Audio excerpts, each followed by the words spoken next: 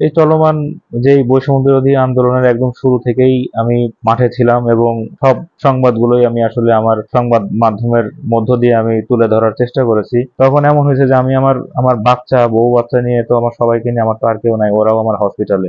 আমি আমার বাচ্চার মুখটাও আমি দেখতে পারি নাই।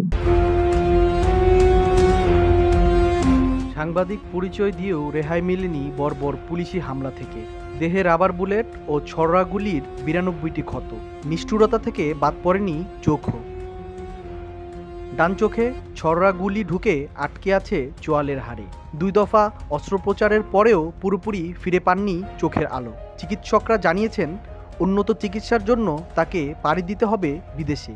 বলছিলাম সাভারে কর্মরত মাছরাঙ্গা টেলিভিশনের সাংবাদিক সৈয়দ হাসিবের কথা। এই চলমান যেই বৈষম্য বিরোধী আন্দোলনের একদম শুরু থেকেই আমি মাঠে ছিলাম এবং সব সংবাদগুলোই আমি আসলে আমার সংবাদ মাধ্যমের মধ্য দিয়ে আমি তুলে ধরার চেষ্টা করেছি। ওই দিনও আসলে এই 5ই আগস্ট, সেদিনও আমি আমার সংবাদ সংগ্রহের জন্য যখন বাসা থেকে বের হই, সাভার রেডিও কলোনি বাস স্ট্যান্ডের কাছাকাছি যখন আসি, তখন বেশ কিছু পুলিশ সদস্য তারা 3টা গাড়ি নিয়ে যায় এবং যখন আমি চিন্তা করলাম যে না, আসলে পুলিশ সদস্যরা তারা তাদের কাজে, তো আমি তখন আর সাভার রেডিও কলোনি বাস স্ট্যান্ডে না গিয়ে আমি এলাকার ভেতরের যে গলি, সেই গলির ভিতরে একটা দোকানের সামনে আমি চুপ করে দাঁড়িয়ে অবস্থান করি এবং আমার সাথে কোনো আন্দোলনকারী বা কোনো পথচারী কেউ ছিল না। আমি একা সেখানে দাঁড়িয়ে অবস্থান করছিলাম।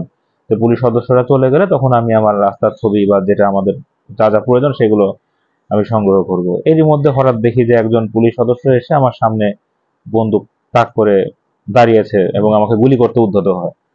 তখন আমি আমার যেই গলায় থাকা আইডি কার্ড, আমি আইডি কার্ডটা তাকে দেখাই এবং আমার হাতে দূর থেকে আমি তাকে আমার হাতে মাইক্রোফোন, যে লোগো আমরা যেটা কাজ করি, সেগুলো তাকে বারবার নিশ্চিত করার চেষ্টা করি যে আমি একজন সংবাদকর্মী এবং আমি টেলিভিশনের সংবাদকর্মী। এবং আমি ওনাকে এটাও বলি যে ভাই, আমি কিন্তু কোনো ভুয়া বা অন্য কোনো সাংবাদিক আপনি ভেবেন না। আমি ছাত্র জনতার গণ অভ্যুত্থানে স্বৈরাচার শেখ হাসিনার পতনের দিন গত 5ই আগস্ট গুলিবিদ্ধ হন তিনি।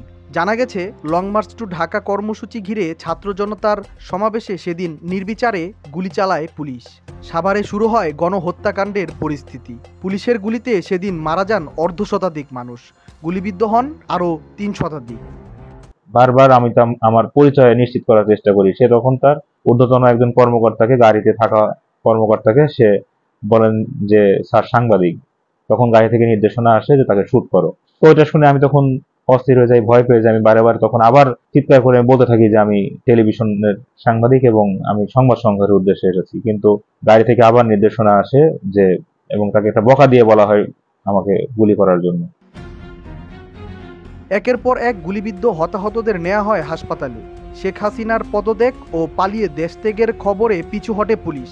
ছাত্র জনতা ঘেরাও করে সাভার মডেল থানা, সেখানেও নির্বিচারে গুলি ছুড়ে পুলিশ। এর আগেই উদ্ভুত পরিস্থিতিতে দায়িত্ব পালনরত সাংবাদিক সৈয়দ হাসিবকে লক্ষ্য করে বুলেট ছোড়া হয়। আমাকে গুলি করতে বলা হয়, তখন সেই পুলিশ সদস্য আমাকে গুলি করে এবং আমি ওখানে উপর হয়ে রাস্তার ফুটপাতের মধ্যে পড়ে যাই। তখন আমাকে ওখান থেকে দৌড়াতে বলা হয়। যখন আমি পড়ে থাকা অবস্থায় যখন আমি দৌড়াতে পারছিলাম না, তখন আবার আরেকটা গুলি করে, তখন আমার ডান সাইডটা আবার ক্ষতিগ্রস্ত হয় এবং আরেকজন পুলিশ সদস্য সে 1 শুটার গান, যেটা একনলা বন্দুক, সেটা নিয়ে আসে। তখন আমি ভাবছি যে যেহেতু আমাকে দৌড়াতে বলছে, আবার ওই ওই বন্দুক নিয়ে আসছে, তার মানে আমাকে হয়তো এখন ক্রস ফায়ার দিবে, আমাকে মেরে ফেলবে। গুরুতর অবস্থায় প্রথমে তাকে নেওয়া হয় এনাম মেডিকেল কলেজ হাসপাতালে। সেখানে তার চিকিৎসায় জরুরি ভিত্তিতে খবর দেওয়া হয় চক্ষু বিশেষজ্ঞদের, কিন্তু উত্তাল পরিস্থিতিতে তারাও সময় মতো আসতে পারেননি। ততক্ষণে চোখের ভেতর রক্তপাত হতে হতে তা জমাট বেঁধে যায়। ক্রমেই শারীরিক অবস্থার অবনতি ঘটলে সৈয়দ হাসিবকে পরদিন ভোরে স্থানান্তর করা হয় রাজধানীর জাতীয় চক্ষু বিজ্ঞান ইনস্টিটিউট ও হাসপাতালে।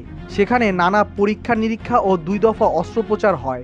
তবে চোখের দৃষ্টিশক্তি ফিরে পেতে উন্নত চিকিৎসার জন্য যেতে হবে দেশের বাইরে। এবং পরবর্তীতে ওইখান থেকে আমার সাভার এনাম মেডিকেল কলেজ হসপিটালে নিয়ে যাওয়া হয়। তো ওখানে কর্তব্যরত কোনো ডাক্তার ছিল না, সারা রাত ওখানে সন্ধ্যা পর্যন্ত আমি ছিলাম।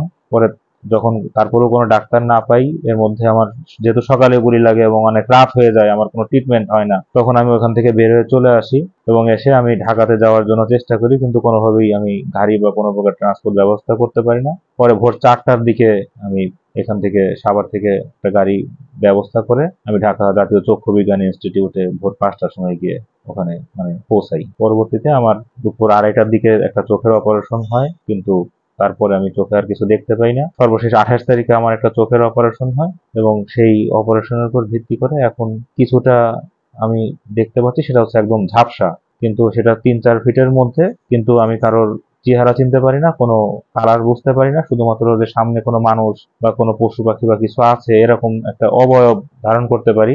বাংলাদেশে আর এই মুহূর্তে এটার কোনো ট্রিটমেন্টও নাই। ডাক্তাররা যেটা বলছেন যে পরবর্তীতে চিকিৎসার জন্য সেটা দেশের বাইরে গিয়ে ব্যবস্থা করার জন্য বা দেশের বাইরে গিয়ে চেষ্টা করার জন্য, যে এর থেকে আর কোনো উন্নতি করা যায় কিনা।